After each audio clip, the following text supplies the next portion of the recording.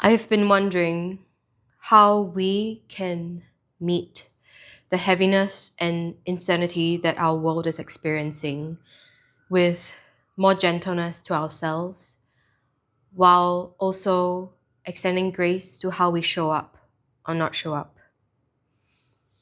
What is happening and has been happening is not meant for us, for you or me, to carry as a single soul, and definitely not all the damn time. For me, I have often found myself physically and psycho-emotionally really shaken from things on social media that I encounter, like live footages, photos, audios, vivid illustrations, detailed written accounts of things that I have never personally been a part of, but that I do want to care about. But witnessing this takes days, weeks, months to metabolize, such that I can't even participate in conversations with my community and people I care for who care for me, because I'm just so exhausted from it. So then I ask, how do I engage with things that I'm not ready to know or witness yet, but would like to care about? Just not now, another time.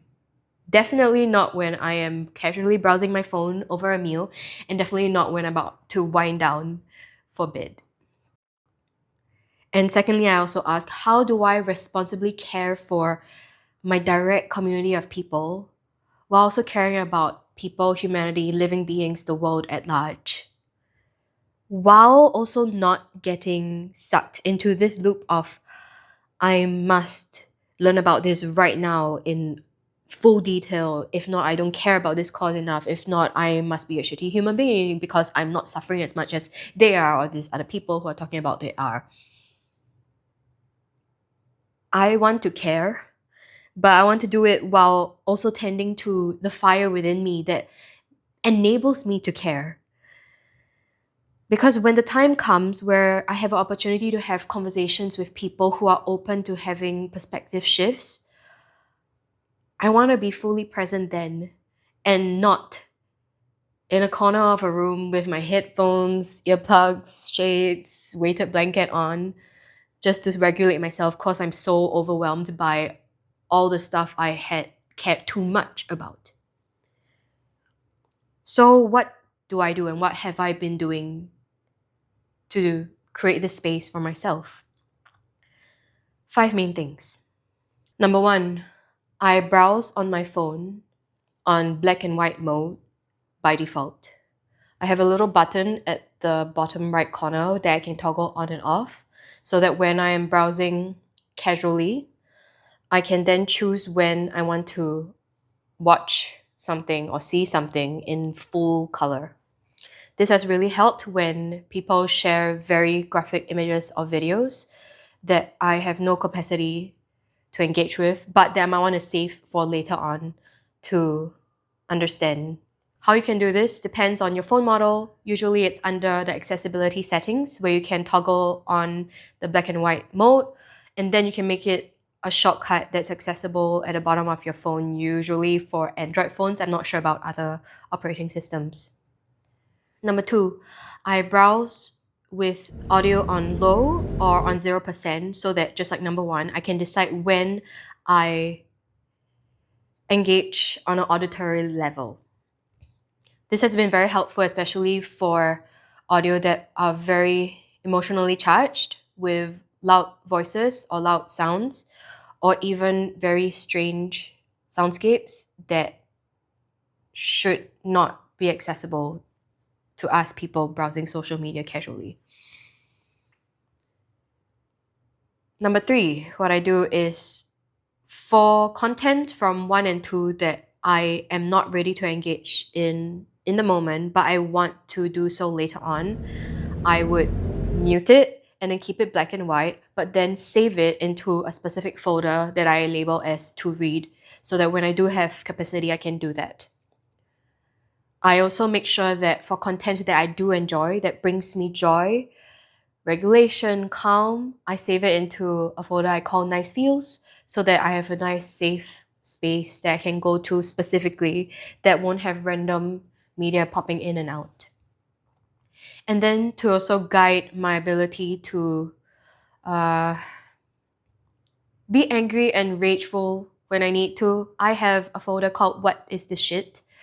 For really atrocious stuff that I've read, seen, heard, that I might want to refer to for a day where I have much higher capacity and might want to discuss with people in my community or my loved ones at some point in time. I have so many photos for different purposes, but these are the main ones that I archive things into to make sure that I don't just chuck things away, but that I put it aside for a better time. Number 4, I have a separate social media account that I use to follow the people who embody and bring alive the world and life that I want to participate in and wish to continue nurturing and also to learn from.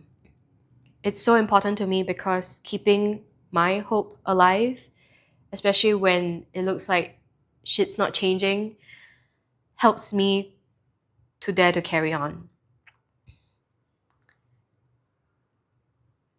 It's also very easy for me to feel like I'm just one person, but following such creators, educators, wellness care workers helps me to also see the larger picture where there are other like-minded people who care about similar causes that I might never connect with one-to-one, but just knowing their presence and their existence is assuring enough. Number 5, which is very, very important, I have a safe word for myself for when I notice myself spiraling into the I must learn everything now, if not I don't care enough and I'm not suffering enough. And for me, the words are stop, enough. I don't think I usually say it aloud. Usually it's muttered in my head, accompanied with a physical gesture. So if I'm scrolling and I'm just like, hey, stop. Hey, stop. I need to stop. I'm so tired. Oh my God, this is so horrible. I need to stop. I just breathe and go, stop, enough. I just let it sit. Stop, enough. And then I accompany it with putting my phone down for 5 to 10 seconds and showing myself that I am okay to have not engaged for another additional 15 seconds. In fact, this feels pretty okay and good. So let's continue. Stop, enough. Stop, enough. This is very important for me because I tend to doom scroll when I'm tired or when I'm trying to make meaning of something that seems very uncertain and chaotic. So in creating a safe word for myself, I also take care of when I can then take a step back, regulate, rest, sleep, before showing up more fully with presence and capacity. So these are the 5 ways that have really enabled me to be able to browse social media more meaningfully so that I can then engage with people I care for and who care for me when they message me, when I want to. It has also helped me to educate myself in a more well-paced manner without burning myself out too much. I used to be someone who never read or watched any world news until I was 25 years old. I'm 30, turning 31 this year.